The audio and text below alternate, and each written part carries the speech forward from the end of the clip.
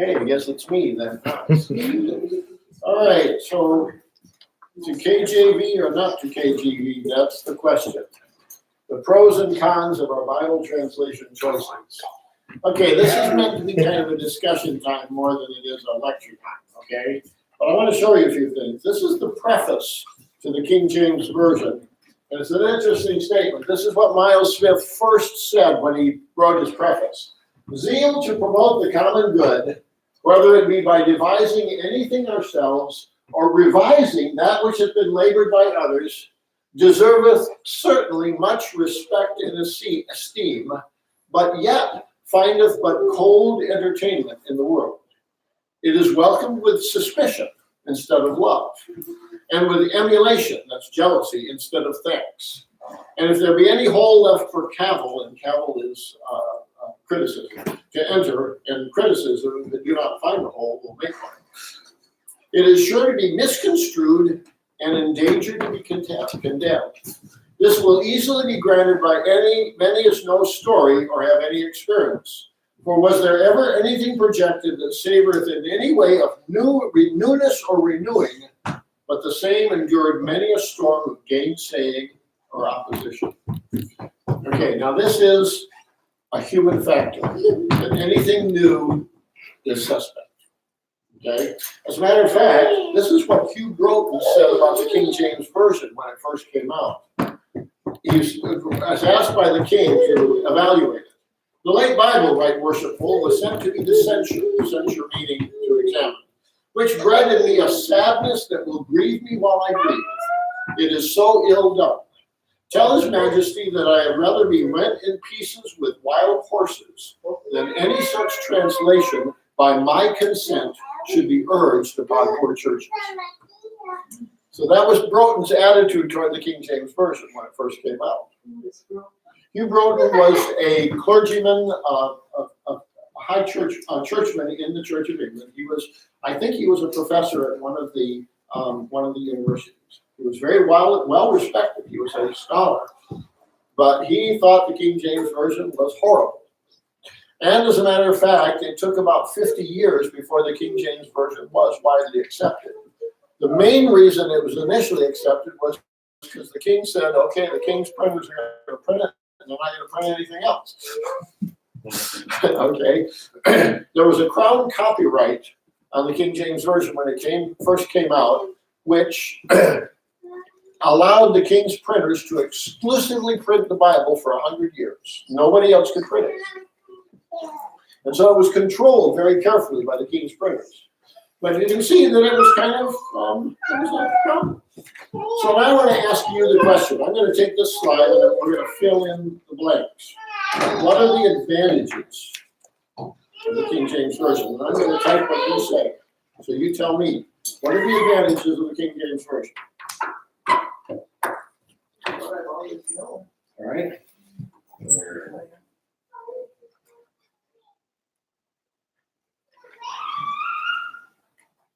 Okay, what else?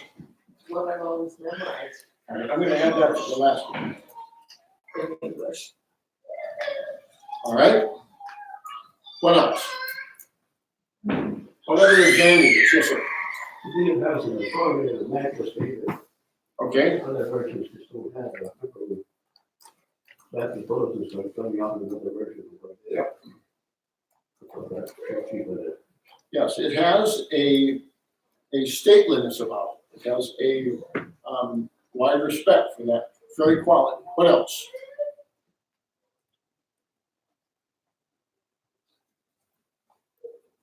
Isn't it so that there are a lot of churches that are being blessed by using it even today? Uh-huh.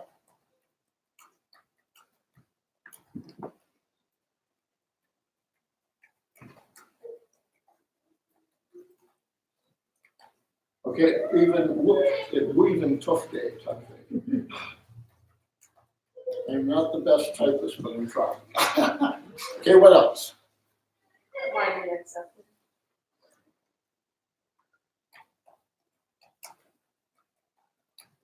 Okay. What else? Yes, sir. No hard words in it. All right, say there are. No hard words in it. And, you know, I mean, there are a few, Okay, but not. I would say that it looks like people are disagreeing. We're going to talk about that in a little while, and I'll see how many hard words are there. If you don't mind me deferring that for the moment. No, that's okay. All right, because I would suspect, on the next screen, I'm going to talk about the disadvantages of the King James Version. Okay? I should tell you, did something. When the New King James New Testament came out back in 1981, I was a graduate student at UW-Madison, University of Wisconsin-Madison, in the Hebrew department.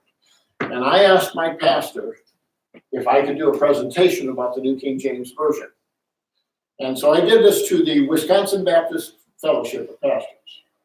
Okay, so I had a whole room full of pastors, and I talked about it, and I gave them a test. I divided the group in half, and I had half the group take a test on New King James vocabulary, and the other half take a test on King James vocabulary. All right, now, they had the same words, but the King James word was on this side, and the New King James word in the same verse was on this side. Okay, so then I graded the tests. And the New King James group got about 90 to 95% of the test right. And remember, these were pastors. The King James side got 15 to 20% right. And they were pastors who used the translation all the time.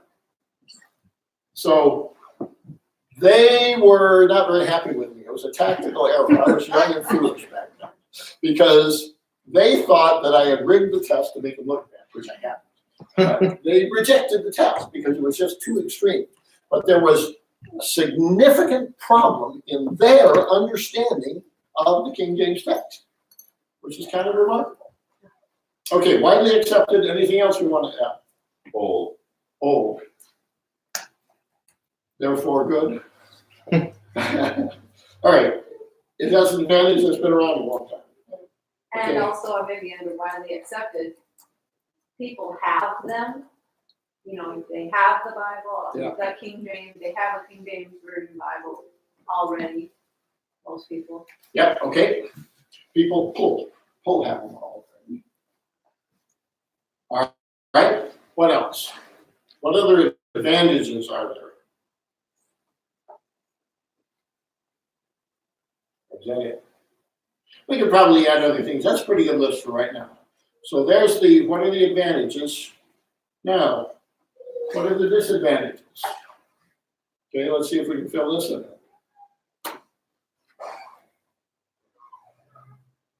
Archaic words. Archaic words. Okay. What else? It has become it's become divisive, and people use it as a measuring stick of spirituality, whether you use it or not. Some people think, you know, depending on where you are, people do use it. Yes, it's become a divisive issue. Okay, that's a disadvantage. It's clearly a disadvantage. What else?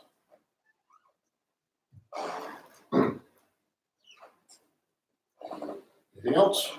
I don't know how to put this, but one of the problems in church is we have, Christianese to speak. Okay, So if you go to church, you understand the language. But if you don't go to church, you don't understand the language. mhm. And, Based largely on the KJV. right. So that kind of goes with Oops, sorry. number one there. But, Yeah.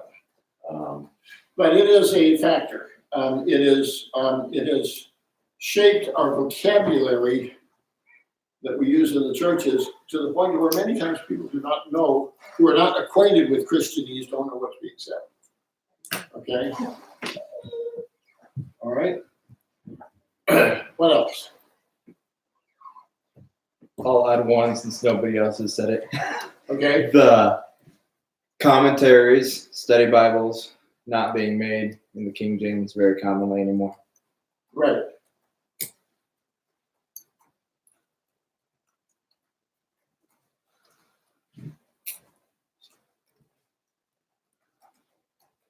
Yeah, on other versions.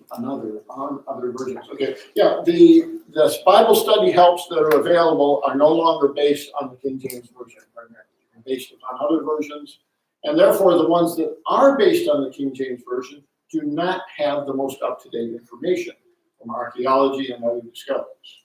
Okay, what else? Well, that would be a disadvantage. What you just said, that in the century since it was produced, more information has come about through archaeology, which can make translation be more accurate. Uh-huh.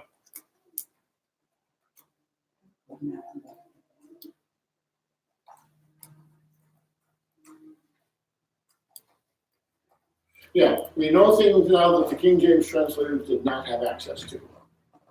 And there's a lot of things that we know now that could help make a better translation. Okay, what else? Anything else? I don't know where this should go, disadvantage or advantage. Uh-huh. Disadvantage, I guess.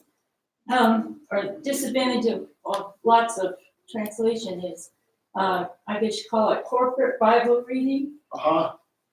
Okay. I mean, like Sunday morning. Right. That is a disadvantage. Well, yeah, that was one of the, I would say that was one of the advantages, is everybody read from the same Bible. Okay. Okay, so I'm gonna put that under advantages, but the trouble is it's not as common as it used to be. All right, but let's put this. I'm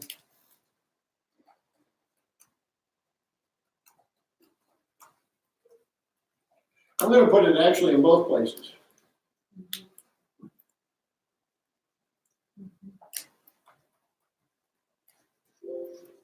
Oops, what did I do? Cancel. Ring a bell. Yeah, I know, I hit something.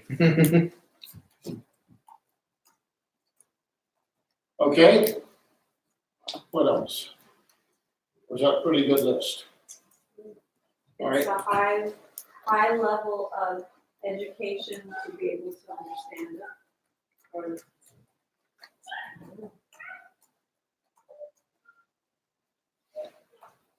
Yeah, and it's not just a high level of education, it's also a high level of knowledge of English history, language of history, the English language. And many times people who are even educated don't necessarily understand it because they haven't been acquainted with the older forms of English. Okay, what else? This kind of goes with archaic words, but the problem is that it isn't in the common man's language anymore. So we're back to, as a historical struggle again, in trying to keep the Bible in common man's language. And every time there's a change that's needed, there's a struggle. Right. Right. I'll give you some more quotes in just a minute because there's some interesting things here. I borrowed that from somewhere. Okay. Now, I'm going to go back to my slides again here and just review these with you. Okay, so here are the advantages of the King James Version that you've given me. Okay, what I've always known and memorized, the authority and majesty of the text. A lot of churches are being blessed by using it even today. It's widely accepted. People have them already. Old, been around a long time. Everyone read from the same Bible. Disadvantages: archaic words, not in common person's language, a point of division, measure of spirituality, Christianese based largely on the King James Version that outsiders don't know. Commentaries and Bible helps are based now on other versions. More information now is available that was not known to the KJV translators. People don't read from the same Bible, high level of education to be able to understand it. Now, having thought about those things, the King James Version, when it came out in 1611, after that, it went through a number of revisions. In 1629, at Cambridge, it was revised just to correct certain probably spelling errors, printing errors, and other things.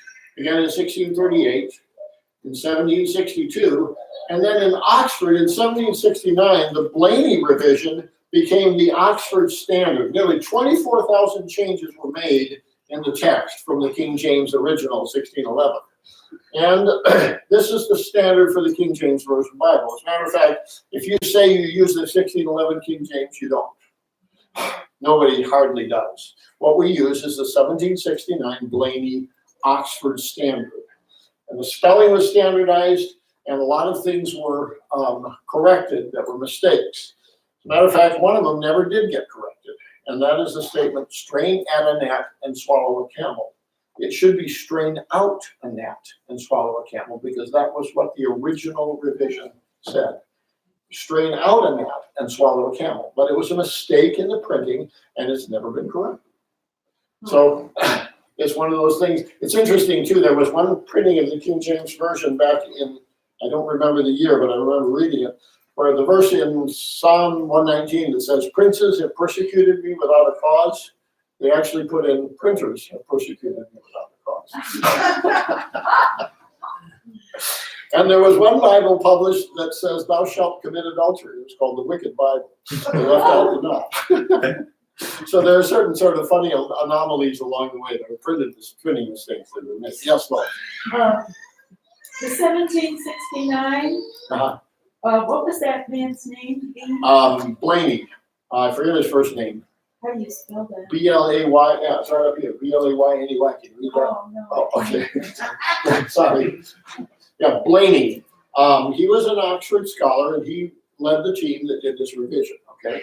So Blaney was the standard we use today is the Blaney 1769. And then the next revision, surprise, surprise, was done by Noah Webster in 1833. This is American dictionary man, okay? And he did a revision that was called the Common Version. As a matter of fact, you can still get it today electronically. You can find it. I have it in my house. And then the English Revised Version of 1881, we've mentioned this. This is the first really big-scale revision. But even then, it still retained a great deal of the vocabulary and the style of the King James Version. The American Standard Version of 1901 was the first regional revision. The English Standard Version was for America, was for England. The American Standard Version was specifically designed for the Americas, or the United States. So all of these revisions, and there's some interesting statements. This is something that Ben Franklin said about the King James Version in 1782. He says, it is now more than 170 years since the translation of our common English Bible. The language in that time has much changed, and the style being obsolete and then less agreeable is perhaps one reason why the reading of that excellent book is of late much neglected. I have therefore thought it would be well to procure a new version in which, preserving the sense, the turn of phrase and manner of expression should be modern. That was 1782. Should be modern. Yeah. Now, people say, oh, well, you see, the King James Version has lasted for 400 years, so let's keep it. It hasn't. And as a matter of fact, in 1833, Noah Webster said this: some words have fallen into disuse, and the signification or meaning of others in current popular use is not the same now as it was when they were introduced into the version. The effect of these changes is that some words are not understood by common readers who have no access to commentaries and who will always compose a great proportion of readers, while other words, being now used in a sense different from that which they had when the translation was made, present a wrong signification or false ideas. Whenever words are understood in a sense different from that which they had been introduced, and different from that of the original languages, they do not present to the reader the Word of God. And that statement at the end was made almost 200 years ago. And Noah Webster, of course, is an icon of American English. because of the Webster's Dictionary and all of this. He was the first to make a real American dictionary. And he's saying in 1833 things that are being said today. That to me is very significant. It's a point that should be noted. Now, archaic words. I want to talk about this because straight is the gate. What does straight mean? Not crooked. Not crooked. The word straight here does not mean not crooked. It doesn't mean straight with S-T-R-A-I-G-H-T. It means narrow. We talk about the Straits of Gibraltar. Up in Michigan, we have the Mackinac Straits, Straits of Mackinac. That's the area where the water is close together. The word straight here does not mean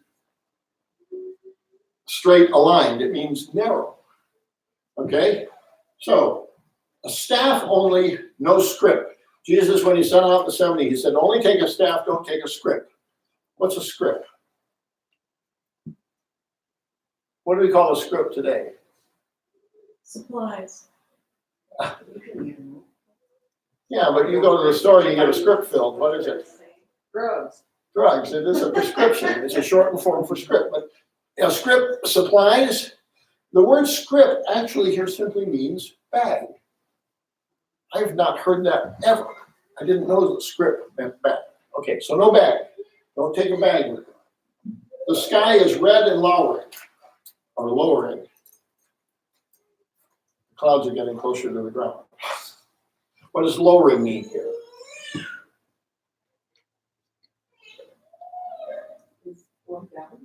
Nope. Threatening.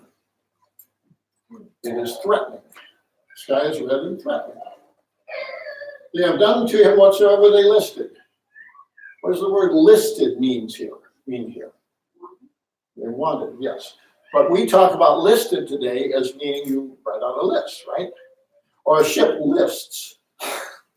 Okay? Whatever they wanted. That's a word, or wish. That's a word that still exists in English, but its meaning has changed. Okay? It's what we call a false friend. Okay, no fuller on earth can bite them. What's a fuller? Does anybody know?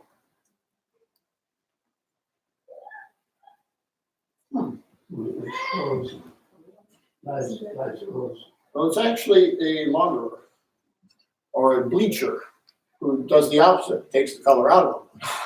Okay, or a launderer on earth can whiten them. Ears of corn. Now this is a good one. We know what ears of corn are, don't we? Do you know that corn, as we know it, did not exist in England in 1611? Ears of corn means heads of grain. It doesn't mean ears of corn like wheat. We talk about the ears of corn blasted by the wind in the dream that Joseph saw. That's heads of grain. There were no, the word corn in 1611, and even today in England, if they talk about what we call corn, they call it maize. Corn is wheat. Today in England, if you say, I need some corn, you're talking about wheat. Yeah. Ears of corn means heads of grain. Okay? Here's some more. Yet because of his importunity. What does importunity mean? Not available. It sounds like unavailable, but it actually means persistence. In other words, you keep persisting. It sounds like it's inopportune, but it sounds like, and that's similar, but it's not the same word. So importunity means you importune someone, you persist, you importune someone, you persist in talking to them. Okay? Be overcharged with surfeiting. They got overcharged for the surfeiting they bought in the store. No. What does it mean to be overcharged with surfeiting? Taxed or weighed down with carousing is what it means. You're weighed down with carousing. Okay? How about this untoward generation? You read that? What does it mean to be an untoward generation? Rebellious. Yes, Corrupt generation. yeah, perverse, corrupt. Okay, this perverse or corrupt generation. Prayer was wont to be made. What does want mean? W-O-N-T. It's not W-A-N-T. It's W-O-N-T. What does this mean? Needed. Needed, not so much, but close. It means normally. It was normal or customarily made. Okay? We took up our carriages. How many of you ever taken up a carriage? Thanks. Yes, exactly. In King James Day, carriage was something that you carried. Now, a carriage is something that carries you. And so we packed our bags. Okay? What was let hitherto? It's hindered. Yes, this is hindered. The word hindered and the word let has two different, completely opposite meanings. If you've ever listened to Hamlet, in the middle of Hamlet, Hamlet sees his father's ghost, and he wants to go talk to his father's ghost because he's up on the parapet of the castle. And his friends are trying to keep him because they don't know what the ghost is going to do. And he says to them, "Unhand me, I'll make a ghost of him that lets me." And what he means is, I'll kill anybody that tries to stop me. Okay? But let is a word that has changed meaning. Implacable.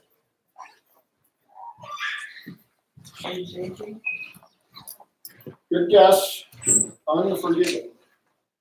All right, we got some more. All manner of concupiscence. Does everybody know what concupiscence is? Yes, it is. It's evil desire. All right, let love be without dissimulation. What does dissimulation mean?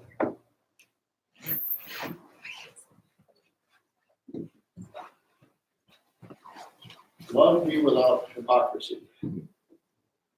Whatsoever is sold in the shambles. What are shambles? But today it would be like in the down in the ghetto area or something. Just be a mess, right? Yeah. A shambles is actually simply the meat market. In British, if you go to a shamble, you go to get meat. A shamble is a meat market. That's what it meant in the King James Day. Okay, the Satan tempt you not for your incontinency. What does incontinency mean today? Ooh, thank you. Thank you. I forgot a lot of that. Incontinency. If you have incontinency, Satan's got Lack you. of control. Right, lack of self-control. Your lack of self-control, but not in a physical sense. In a spiritual or a moral sense. It is better that thou succor us out of the city. What does succor mean? No. Help. It means to help. That you're now more help to us in the city. I may provoke to emulation.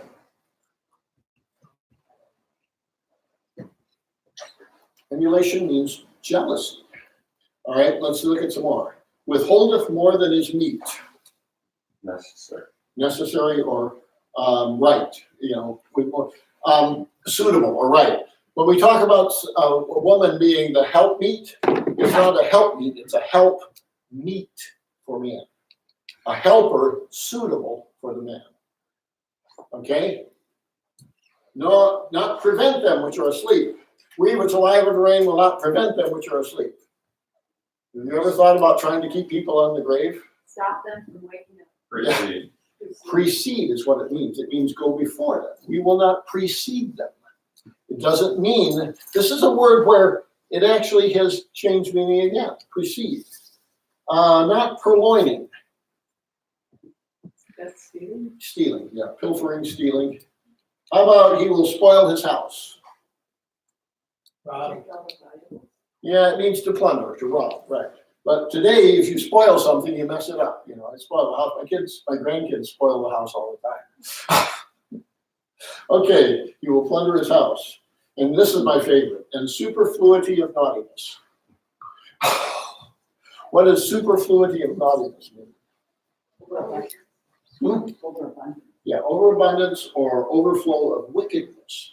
Naughtiness today means, oh, you naughty boy, But this is wicked. This is serious. And if ye salute your brethren only, what does salute mean? Greet, right. And therefore I suffered I thee not to touch her. I suffered him. I suffer some people all the time, but I did not let you touch her. Okay, so we talked about the other night about thou and thee. Okay, they don't mean reverential speech. Thou and thee are singular, you, ye, yours plural. Okay, what kind of English is the King James Version? It is Elizabethan English of the 16th centuries in England, 16th, 17th centuries in England. The English Revised Version of 1881 was the first English version in 2 geographical editions. American Standard Version, published after 20 years in 1901. They realized that what they did in England and what we wanted in America was not the same thing. Even though we both speak English, we speak a dialect of their language. I don't know if you know that. Okay, English today is the nearest thing to a world language, but it is not Elizabethan English of the 16th, 17th century. Okay? More people speak English as a second language than speak it as their native language. Did you know that? There are more people in the world who speak English as a second language than speak it as a native language. Okay. Non-native speakers of English find the KJV almost impossible to understand. Okay. I know pastors in areas, big city areas, one in St. Paul, who went to the New King James because they had a lot of Hmong people from Southeast Asia there, and they just simply couldn't understand the King James Version. And I had one King James only guy who admitted that in Nepal he used the New King James because it was easier for his people to read than the King James. Dr. Henry Osborne, who trained me in Bible translation, said that one time in India he had a man bring a translation to him that he had done of the entire Old Testament, and he wanted Bibles International to publish it. He had done it in a year and a half. And the phrase Lord of Hosts, he had translated as the Lord who receives guests. I have seen way too many efforts in different parts of the world of translating the Bible from the King James Version that simply mean nothing in the host language. They simply don't work. If you have to know English and you have to know the King James Version in order to even understand it, so why bother? And many things where it just is a handicap. So is the King James Version an accurate enough translation? Right, this is a question that's been brought up many times. I'm going to try to see if I can help answer this. In the New Testament, I would say yes. The King James translators knew Greek probably better than I do. They knew classical Greek, they knew Septuagint Greek, they knew Koine Greek, they were masters at Greek. You will hardly find any place in the New Testament where they made an error of translation. The New Testament is fine. It's still archaic English, but as far as accuracy, I would consider the New Testament to be almost exemplary. There are a few places where there are some things we learn and we can improve, but for the most part, the King James translation of the New Testament is extremely accurate. Okay, in the narrative Old Testament, in the parts of the Old Testament that are simply narrative, like history books and things like this, the 5 books of Moses, 1st and 2nd Kings, 1st and 2nd Chronicles, those books they did pretty well. But there are places where they simply did not know enough Hebrew to do well. Those aren't very many, but there are places where you find weaknesses in the narrative Old Testament. But the greatest problem in the King James Version is in the poetic and the prophetic books. And in these places, they simply just didn't know enough Hebrew to do as well as we can do today. I did a survey one time on Isaiah and Job, where I looked through and checked on translation, and I found what I would say is a clearly definable translation error once every 10 verses on the average. Okay, so I believe firmly, from my own experience, that one of the reasons people don't know much about the major and minor prophets is because of the effect of the King James Version. It's just not that readable. It's not so much that the words are difficult as it is just not clear. And there are mistakes. There are words that are translated wrong. The word unicorn, for instance, is not in, it should be wild ox. There are numerous places where And matter of fact, in many places, a certain number of places, I found where another part of the King James translation, they got it right, but they didn't get it right in Isaiah or Job. So somebody knew it, but they didn't get the right information over in the other part. And so it's uneven. In the poetic and prophetic books, poetry is always demanding in any language because you stretch the limits of the language. And so in order to make those more clear and more readable, definitely a new translation is needed in those. Okay? So I stand by this firmly. I know what I'm talking about. I have done the work.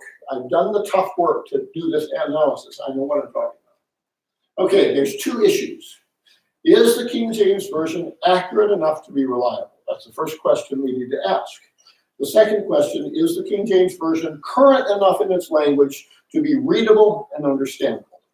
And if we're really going to be honest, we have to ask ourselves these questions. I don't know any other way to do it. We need to ask these questions. And look what 1 Corinthians 14:9 says. So likewise you, unless you utter by the tongue words easy to understand, how will it be known what is spoken? For you will be speaking into the air. Now it's interesting. One of my professors at UW-Madison, Mansour, grew up he was born in Egypt and he grew up from about 10 years old in Israel. And he spoke modern Hebrew well. He could read the Bible in Hebrew, the ancient Bible in Hebrew. And he said one time, he said, we read the Old Testament all the time. And because we read it, we were familiar with it, we thought we knew what it was. But even a person who spoke Hebrew didn't understand all of the Hebrew Old Testament just because he knew modern Hebrew. As a matter of fact, I have a modern Hebrew dictionary, and I find many places in it where they sometimes define Old Testament words in there, and they get it wrong because they're defining it on the basis of the modern usage rather than the Old Testament usage. And so even in Hebrew, the ancient Hebrew demands specialized knowledge to read it well. Okay? So we're dealing with something that has to be faced up to. Okay, what about your grandchildren?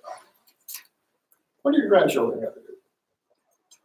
Do you want them to read the King James Version, or do you want them to read a version that they can easily read and understand?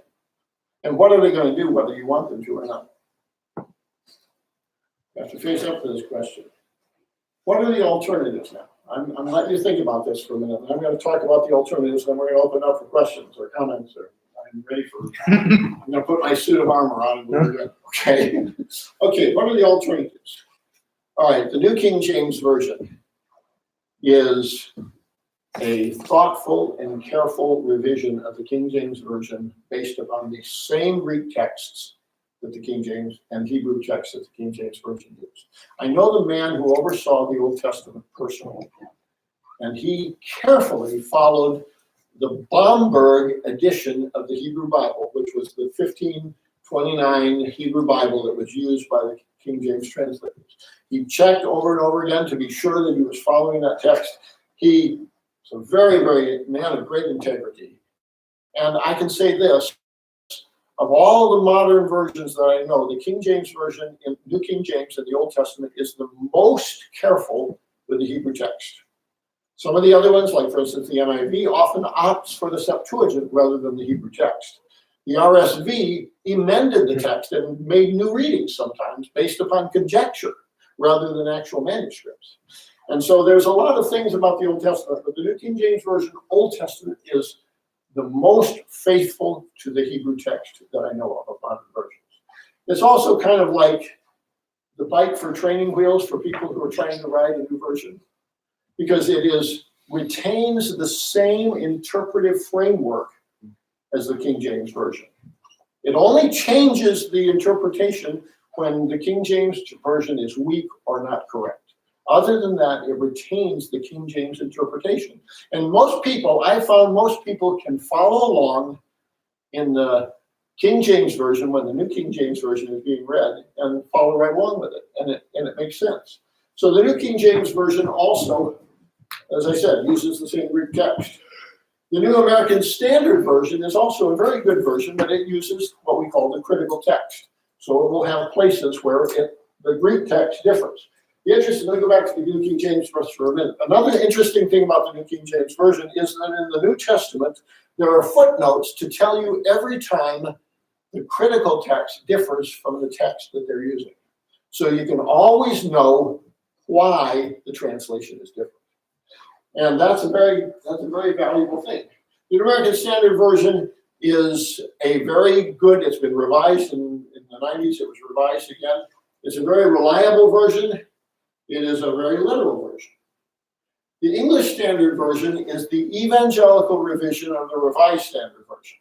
Now, the first time that it came out, I had some objections, and I wrote to the committee and told them what I thought about certain things in the Old Testament, because they retained about 50 of the conjectural emendations of the RSV.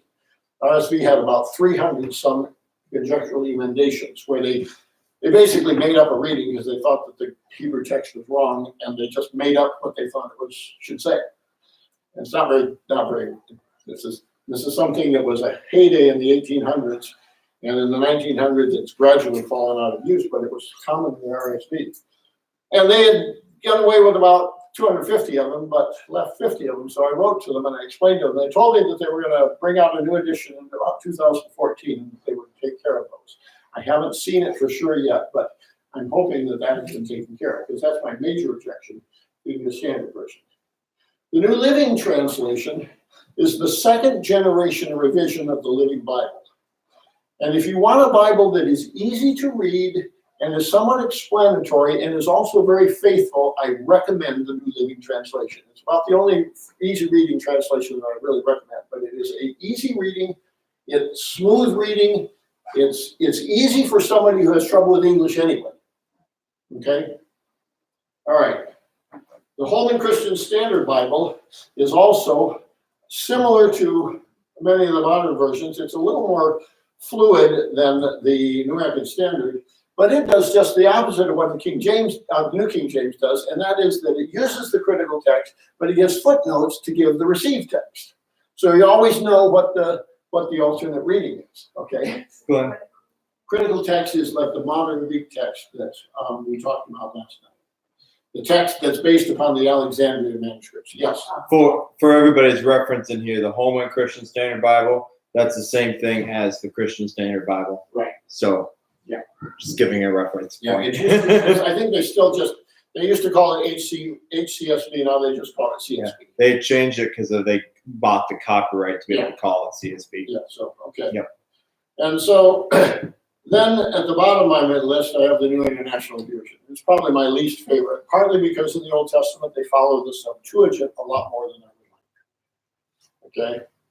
And I'm convinced that the Septuagint translators were struggling with the same Hebrew text we were many times, but simply came up with less than ideal solutions. Okay, so there are other versions, but I don't strongly recommend them. Some of them I would hardly not recommend. Okay, but now here's the question. All right, let me know what this is. Yes. You know what brand it is? This is a Duesenberg.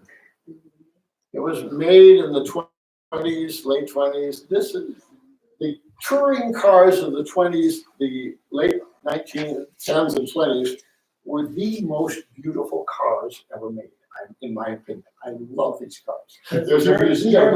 What's it? Wasn't that made in Germany? No, it's made in Auburn, Illinois, Indiana.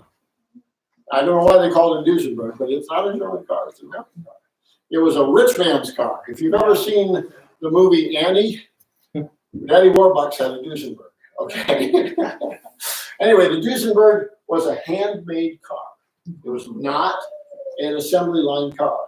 Every car was handmade from the ground up. Everything was fitted perfectly. These cars are beautiful. They still exist today. If you had a Duesenberg, it's probably worth several $100,000. Okay. If I had a Duesenberg and I took it from Michigan to drive down here on Saturday, I would not have made it. They're beautiful cars, but you're not going to drive cross country anymore. Number one, you'd have a hard time even finding tires if you had a blowout. And if you had any trouble, you would not be able to find a mechanic who knew what to do. Okay? It's beautiful. It was great in its day, but I like my Honda CRV much better. Now, it's quite a bit cheaper too, but the point I'm getting at is the King James Version is beautiful. I value the character and the process of the King James translators. I've read their preface. I've studied their principles. I believe the principles they used are sound and can be reproduced over and over again. If those principles made a great version in 1611, why can't the same principles make a great version in modern English in 2019? If those principles are valid, then they ought to be able to be reproduced. Otherwise, this is only there's a one-time miracle in history that happened, never to be reproduced again. And that's just not reasonable. I honestly believe that if the King James translators were alive today, they would not appreciate what we're doing with their version. I think they would be upset with us. I think they would say, why are you doing this? What is the matter with you? And so, the King James only people have a strategy. And this is it. The King James Version is a perfect translation. All others are flawed. And they will defend this even against the facts. God has preserved his word in English only in the King James Version. No one else can claim to hold the word of God in their hands. So if you have any other version, you can't hold the word of God. I love this because I'm holding the word of God in my hand. It's in Hebrew and Greek. This is my Bible with two front covers. I don't know if you've seen it, but it's got two front covers. This is the Greek New Testament here, and this is the Hebrew Bible here. It has no back cover. Okay. Anthony thought that was really cool. Yeah. Okay. So this is the Bible I read most of the time. I take that one to church. All right. But the fact is, the King James, the third thing is other translations are evil, even perverse. I remember hearing people talk about translations as the devil's masterpiece. And scholarship is evil. Okay? Many statements enlist to prove the evil of other translations. Poor scholarship that protects the King James Version is good. I've seen such pathetic scholarship in the books written by King James only people. It is so easy to disprove. I have a book written by D.A. Waite where he finds all kinds of errors in the King James, New King James. He attacks the New King James. He says the New King James is the most dangerous version on the market. Well, it's most dangerous because it's dangerous to their position. It's not dangerous to anybody else. And he makes all of these lists, and he misses the big things that everybody else talks about. He made a terrible list. He didn't even know what he was doing. The process of the King James only strategy is to run into an ancient fortress and pull up the bridge. And the arguments are based on lofty sounding statements rather than facts. And above all else, they use scare tactics. Okay? Okay? I've seen way too much of this, and I have no respect for these people. I've talked to them individually. I've heard them talk. And most people are not this way, but there are some very vocal leaders in the King James only movement that are, I doubt seriously their integrity. I have been very upset with what I've seen. I remember D.A. Waite made a statement that the Old Testament in the New King James was based on a completely different Hebrew text than the King James Version. And I've already told you, James Price, a friend of mine, did the most careful job he could to retain the text of the Bomberg edition. And I know he did. But Waite, I wrote to Waite. And he said that there were 15,000 to 20,000 changes in the Hebrew Bible. And I wrote to him and I said, you're talking about the footnotes in one of the Hebrew Bibles that was used, but they're not in the text. He said, well, I didn't mean to say that. I was just trying to point out that there's all these other things in the footnotes. And I said, whatever you thought you were saying, people understood it. I've read it in books where people say, yeah, it's a completely different Hebrew text. That's a lie. And he tried to cover up as best he could. He said, I know I didn't mean to say that, but I took him to task for it. I felt like he was promoting something by innuendo that was not true. There's a tract that Gail Riplinger put out about the New King James Version. And she says in that tract that there are 1,200 places where the New King James departs from the Textus Receptus. So I wrote to her and I said, could you send me that list? And she wrote back after a great while. She said, well, I'm up to about 500 on the list. She didn't even have the list. She was making up the list after I wrote to her and asked her about it. And then she had the gall to say, but you're a Bible translator. You should be able to do this. And then she told me that D.A. Wade had a list of about 600 instances, so I should write to him. And she deferred the question. So she published a lie and then tried to cover up for it. So I wrote to D.A. Wade and I said, Gail Riplinger says you have a list of this. And he says, well, I really only have 3 places. And so we talked about that. I talked to him on the phone. And he talked about the fact that in one of the passages in the Gospels where it talks about Jesus being offered vinegar mixed with gall. And one of the texts, the critical text has the word oinos, which is wine, and the received text has oxos, which is vinegar. And the New King James uses the phrase sour wine for that. And he said, you see, they're putting in wine. I said, but wait a moment. The word vinegar means in French sour wine. He said, oh, I guess it does. So that shot that. I'm just saying, I have come across too many times. There's a really gracious guy I've been trying to get to know in Michigan who wrote a book called A More Sure Word in Defending the King James Version. A really nice guy who has a very gracious attitude and wrote a book in which he is way over his head. Simply repeating things that he's heard other people say and they're not true. And I just really felt bad for him because he was just a really nice guy. And I've been to his church and heard him preach. Very great preacher, very gracious man, a real evangelist. But he published a book full of things that he'd heard from others, and it's just not true. So what do we do? So what I'm saying is the King James only people are screaming to protect themselves. We shouldn't be scared of them. We should make our decisions based upon what is right and what is good. Now, comments, thoughts, conclusions. Yes, sir. So we talked a little, you and I talked a little bit about this last night, but when the Septuagint was translated, what did the Hebrew scriptures think of that? And how did Jesus respond to that situation? Well, it's interesting. The Septuagint is a very mixed translation. Some parts of it are better than others. Some of it are very literal, some of it are very explanatory. But you find that the New Testament writers and Jesus quoted it most of the time. Okay?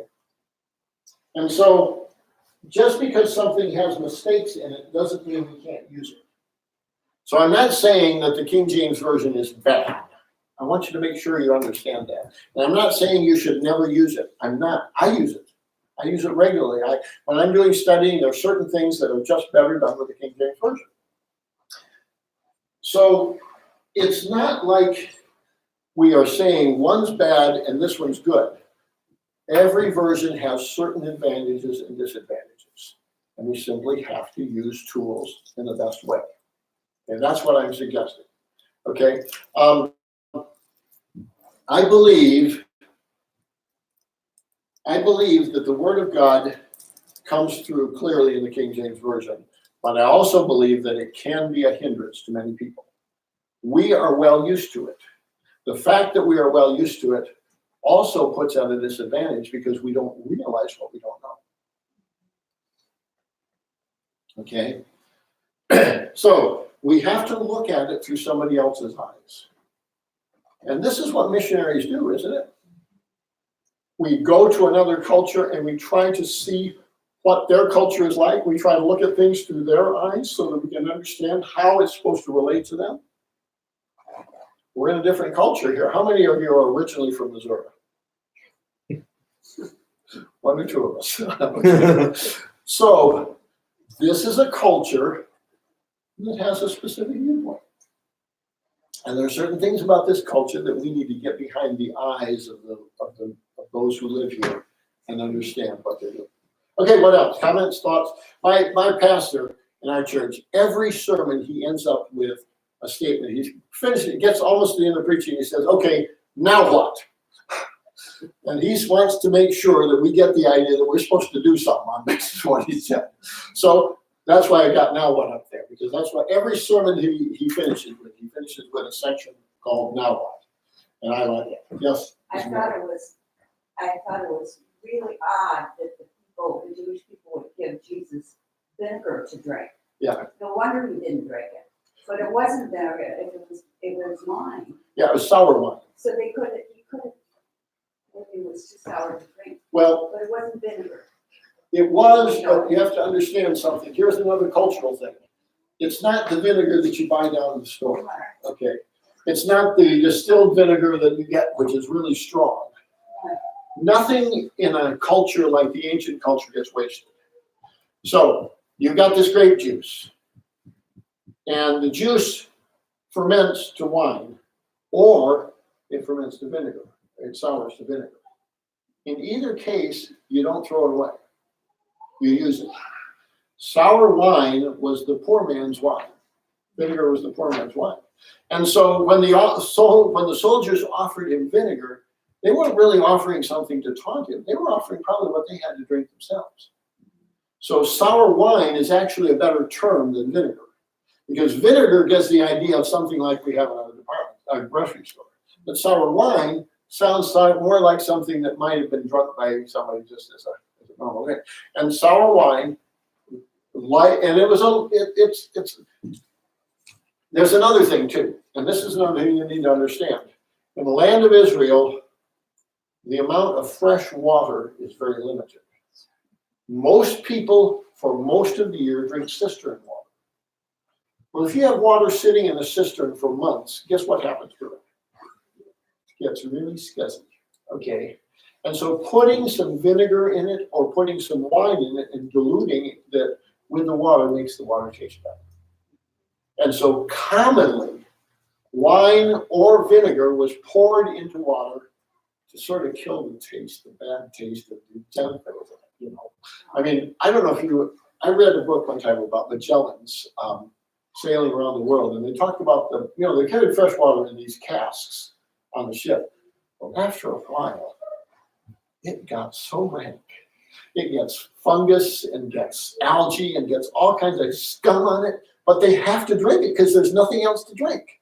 And that's what happens to cistern water. When it only rains one time a year, you got to collect water and keep it. And so the idea of diluting or at least flavoring the water with something a little more palatable was very normal. Okay. So when they offered him vinegar, it's probably because it was what they were drinking. And they said, "Oh, would you like some? Would you like some?" They were mocking him. They were making fun of it. It was sadistic. Yeah, but I think they were probably. We think, oh, they gave him vinegar to drink. How terrible! Nobody in the ancient time would have thought that was bad. They would have thought, well, oh, yeah, that's what they had. But when we see the word vinegar, we think of something else, and that's the problem. We have to culturally understand what it actually was, historically. Okay? Yes, Lois. Can you comment on the Facebook 1611 stuff? Facebook, all the 1611 groups? These are the King James only strongholds. These are the people who are trying to get everybody in the world to go back to the King James Version. And which is more important? Getting everybody to read the King James Version or getting everybody saved? And getting everybody to read the Bible, period. Some of their comments are horrible. Yes. Yeah, they are. There was one this week that was just making fun of us. Yeah, I have very little respect for these people. I have talked to many of them on an individual basis, and they're easier to talk to on an individual basis, but if they have an audience, even forget anybody. I have no respect really for them. I was talking to a man, I won't mention his name, but anyway, one time, and I had written back and forth with him. This is a man who finally admitted that the New King James Version was better for his Nepalese people than the King James. But he wouldn't use it in the United States. He would only use the King James in the United States. And he and I were talking about something unrelated to translation and we were sort of sharing about something, and we had a pretty nice conversation. We both agreed on the subject. And so then I was in a King James only church because that's where he was speaking. And we were in this room, and there were a bunch of people in the other part of the room. It was kind of a little fellowship hall. And so I finished talking to him, and I said, well, I got to go. So I started walking away, and immediately he said in a loud voice, so everybody in the room said, but brother, you're wrong on that. And it had no relationship to any part of our conversation. He simply wanted to demonstrate to everybody in the room that he was in charge and that he was the right guy. And I was shocked. And it was just, these are scare tactics. And we want to be held by scare tactics. I don't think that most of us are affected by that too much, but it may be. And I don't think that changing to another Bible version is going to be the answer for everything. We still need to reach people. And you can do it with the King James Version. It's going to present some difficulties, but it may not. But in any event, here's what I would suggest. I would suggest that you as a church think through the idea of putting everybody on a reading program. Sort of like, let's all read the New King James together, a certain number of chapters every week, all together for 6 months, or maybe even a year. Just a certain time so everybody can get acquainted with it. Don't want you to jump to something that you don't know what it's like. Simply because I said that's not a good idea. You ought to find out. You can do it with another version. But the point is, I think that you will find if you read another version that it will enrich your understanding of the Bible. And that's what I want. More than anything else, what I want people to do is read the Bible and understand it and grow through it. Amen. And that's what we really want. And forgive me if this sounds highfalutin, but I hardly ever read English Bibles anymore. I have my devotions in Hebrew and Greek. And the reason I do is because that has been a goal of mine for 45, 50 years. When I started in college learning Greek and learning Hebrew, my goal was so that I could read the Bible in the original languages without a dictionary. I have studied Greek for 50 years, and I've studied Hebrew for about 48. I have a master's degree in Hebrew. I studied Hebrew more intensely, but I do pretty good with both of them. But that was my passion. I'm not saying everybody's passion is that. Don't worry about that. There are certain people that are called to certain things, and you're probably not called to that. But thank the Lord that there are some people, because we need people in the body of Christ who are able to do certain things. And the rest of us depend on those people. We depend upon our pastor. Why do we have a pastor? Because we need a leader. Why do we depend on people who are able to do certain things? Because everybody is not called to the same thing. And so what you are called to do, you ought to do it. But all of us are called to read and study and understand the Word of God. All of us are called. And every one of us is answerable for that. Yes, Ron. When we were in Minnesota, we were in a strong Catholic area. Yep. And, because you're in a strong Catholic area, you learn a lot of Catholic theology. Right. And you study Catholic theology because you need to understand it in order to speak to people on a level that they're thinking. And I never understood the love that some Catholic people have for the Latin Mass. They don't speak Latin, they don't understand Latin, and they would go to church and they would sit in church and listen to a Latin Mass, listen to the priest sing off key in Latin, and they would walk out just mesmerized by the Latin Mass. Vatican II came along and said, oh, we don't need that anymore. And then there was this huge division in the Catholic people.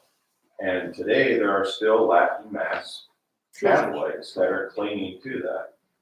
It's almost as if, whether people realize it or not, that somehow we get the idea because of what we're used to and we love that that we get this mystical thinking that there's something spiritual happening because we have the Latin Mass. We have the King James Version.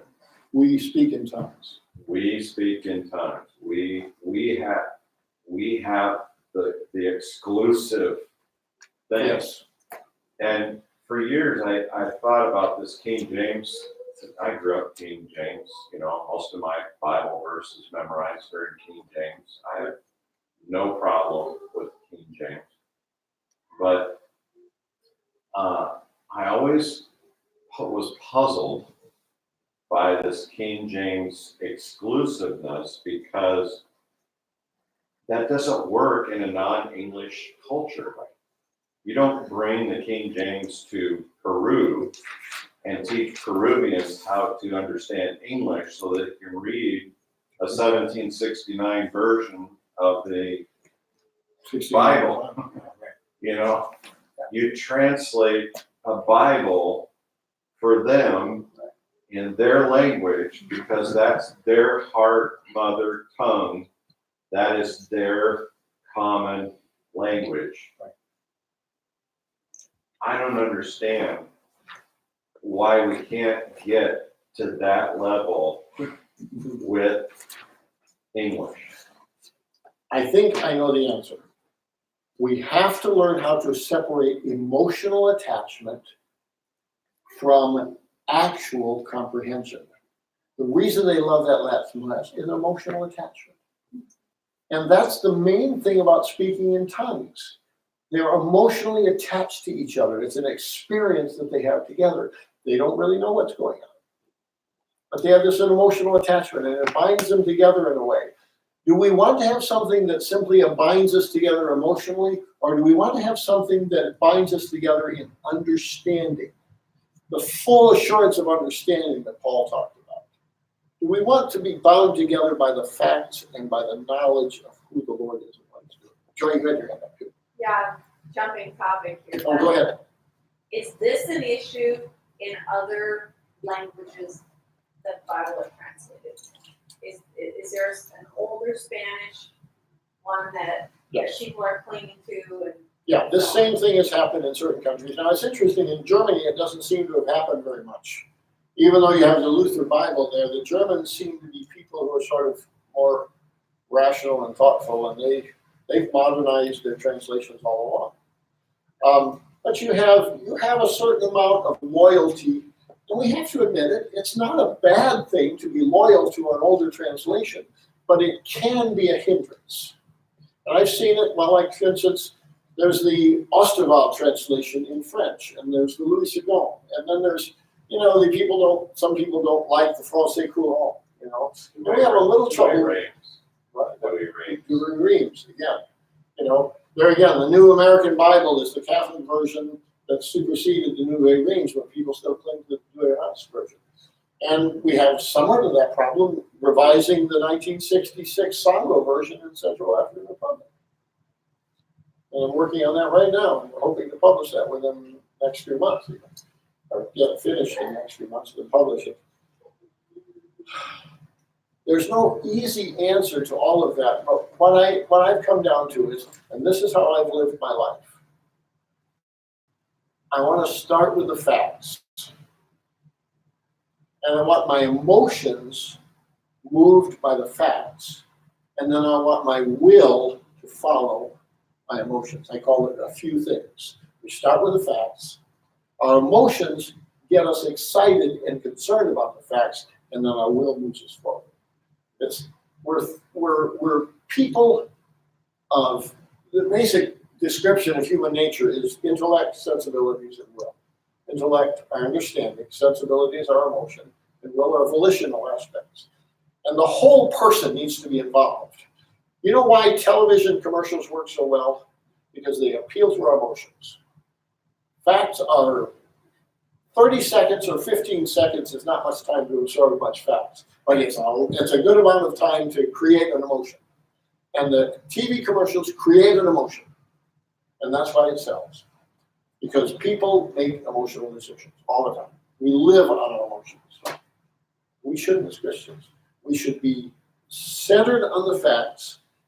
Let our emotions be centered on the right facts, and then our will move us to do something about it. And I think that's the way we should be. And I call it a few things. FEW, facts, emotion, will. Let them follow in that order. But let them all be involved. You know, if you don't have any emotions, you're just a machine. And if you don't have any will, you're just a vegetable. If you don't have any facts, you're just a wild animal.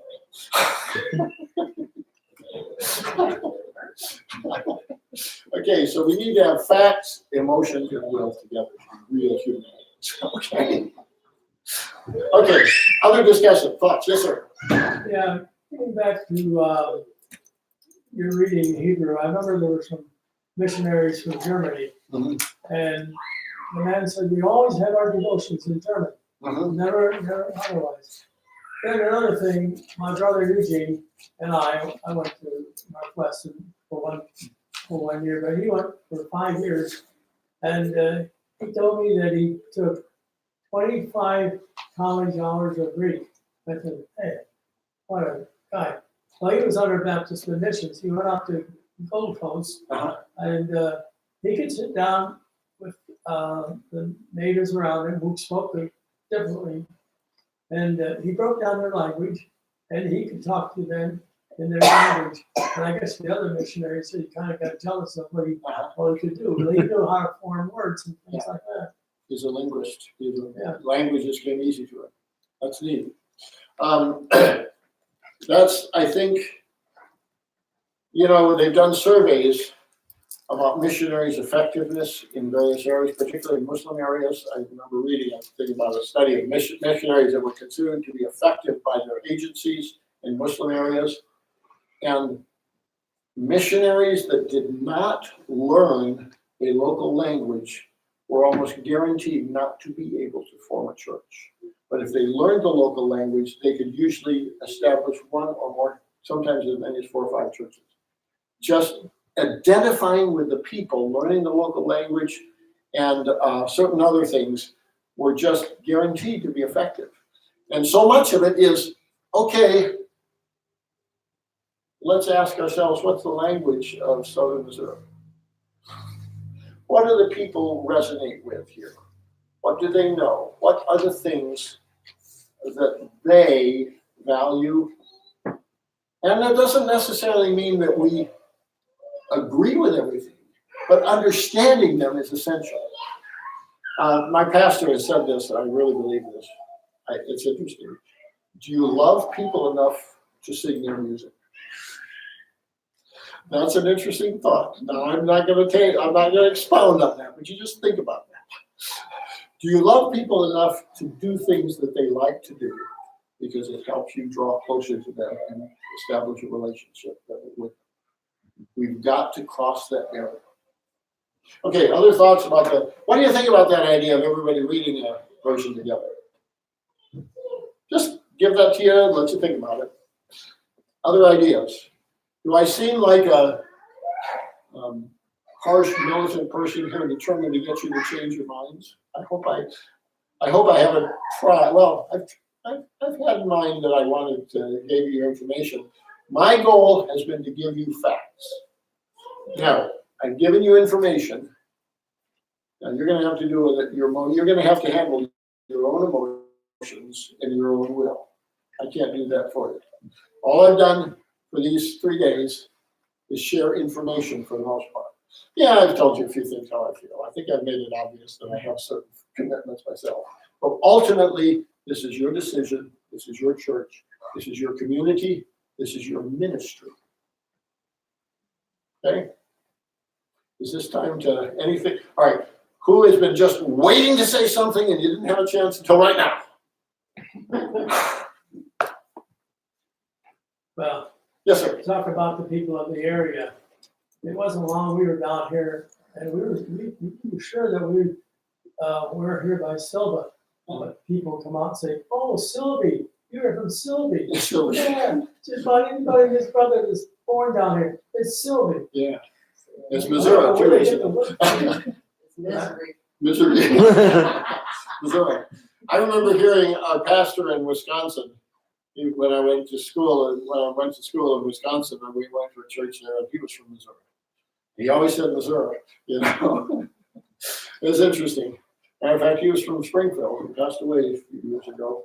Anyway, you just have to find out what's going on. Sylvia, that's interesting. Sylvia. Okay, yes. Just for some of us who have a BMN background, where does BMN land on all of this? Obviously, you're with BMN as BI. BMM has opened up their policy to allow other versions and does not endorse one specific version. We sort of lean towards the New King James Version as a mission, which I like, but it's not dictated. And there used to be, I don't even know how long ago it was, they may have said it was the King James Version, but it's been taken out. It's been changed. I have that policy if anybody would ever like to see it. The deacons have seen it.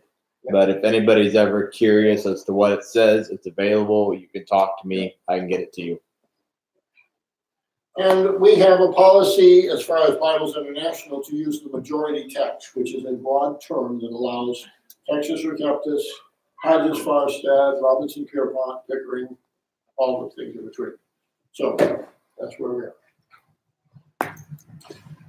Okay. That is the issue. They endorse the New King James Version. Yes, they do. They But they would, allow other versions. they Yeah, would allow others. right, yes. I think that's the way it's stated, right? Yep. Yeah. It says that they will use conservative translations, and which would be like the New King James, ESV, New American Standard, Christian Standard. Those translations. All right. So, I don't know anything else I can tell you. I've told you everything I know. Thank you for your knowledge. Well, I appreciate the fact that you have been such a very responsive and attentive audience. I've watched people's faces. I always watch people's faces when I teach. And I value the expressions that I've seen on people. I value that people have paid attention and listened and responded. That is a tremendous encouragement to a teacher.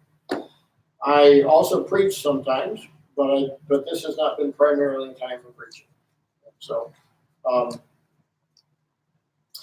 I am glad for the opportunity. I hope this has been helpful. I will say this, two things. With your comments on it, I'll put this and I already have the other 4 presentations on this little thumb drive. And I'll put your comments, this presentation tonight with your comments and observations in here and give this to Pastor Newman. And anybody who'd like it, you can borrow them and you read them. I know it's a lot of material, probably be helpful to be able to read them separately later. And if you have questions and you would like to communicate with me, I'd be glad to hear from you. Either by mail or email. My email address is, if you want to get this, I'll write it up here. Glenn, while you're doing that, Yeah. I just thought of something that we talked about this morning, and then to several ladies. There are people here that would like to be getting the PI, it's called the advance this year. Can people give you their name and address? Yes. And you could get them, Yes. get that back to the office and get them on payment. Yes. If you could, if you want to give me that, I don't know what's the best mechanism. Could maybe somebody here in the church take that under charge and send that to me? We can do that. Okay. Yeah, because that way, you don't have to write out you could, if you want to do that tonight, you can just have to get a piece of paper, right? Everybody Does write. that come out once a month? No, it comes out 3 times a year. Okay, I didn't. Oh, that's the briefings is the BI. Briefings, yes. Advance is the Baptist That's, Ministry. yeah, I was referring to Briefings, yes, right. Okay, so there are gkerr@biblesint.org. Okay, Just one sidelight for the people here. So when you came to Sauk Center, you met a young man in our church named Isaiah Peterson. And Isaiah had already surrendered his life to the Lord, but in talking with Glenn, Glenn gave him a test what was that, a linguistics type of Yes, test? I gave him a non-language aptitude test. And evidently Isaiah scored pretty high in it. And Isaiah is in Peru right now, translating BI. I've had that experience quite a few times, and it's a great experience. We have trained a very great number of young people. I say a very great, seems to be like a great number of young people who are intimately involved in translation, and we value their work greatly. Okay, here, let's see, let's save that. Oh, man. Probably about 6 or 8, which is, to me, yeah, young people, that to me is a pretty good number. I'm more than just replacing myself, I'm multiplying myself. And we're seeing some really, really profitable and wonderful things happening for these people. And I'm excited about them.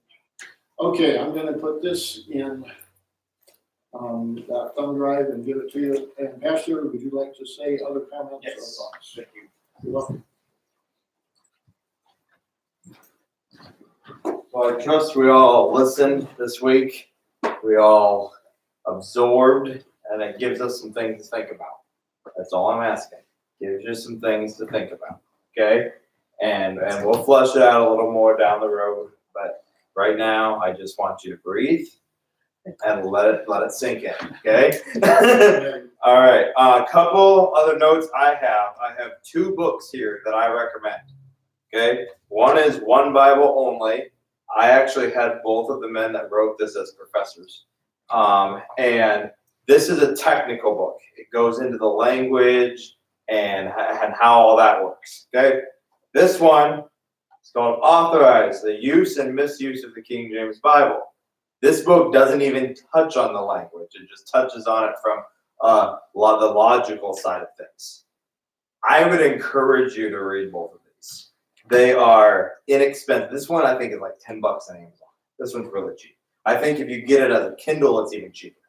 And this one's on the back, which the tag is still there from when I bought it when I was in college. It says $15.99. So they're fairly inexpensive books. Also, as you know, I will loan my books out to you. These are my copies, but I'm happy to loan them out to you if you have interest in reading either of them.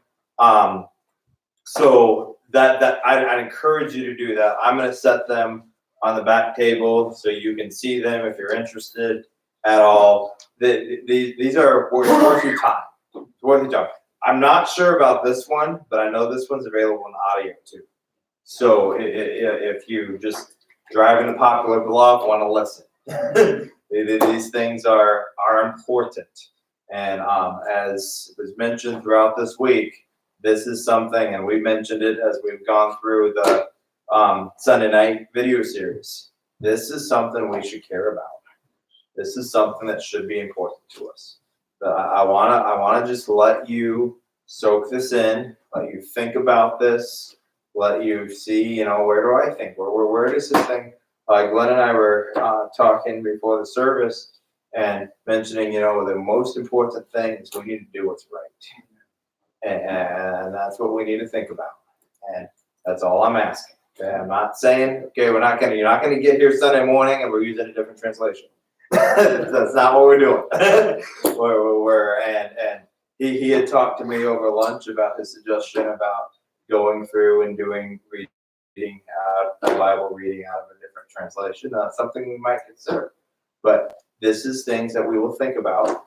We have this Sunday night and next Sunday night finishing up the video series. And I have a couple other things, and I might just let it settle and sit for the rest of the year.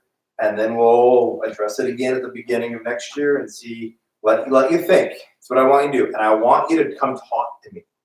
Okay? I want you to say, hey, this was mentioned. I'm curious about this, or I'm curious about that. And like Glenn said, he's more than happy to have you communicate with him. If you feel more comfortable to communicate with me, and if I don't know the answer, I can communicate with him. Ron's had him in his church before. Ron is very knowledgeable in this area. Talk to Ron. I'm not trying to throw everything on Ron right now. but I encourage you. I'm just trying to help you think here. Encourage you to think. That's all we're asking. Use our brains and think critically. You know, all of us most of us in this room have scholarly training. We have to think critically. And that's really, really important that we do what is right. Right? All right. If I could have Ron close in prayer, and we'll be dismissed. Lord, we do thank you for the men and women who touched your word along the way. And we're broken people, we're sinners, and yet we're surrendered and dedicated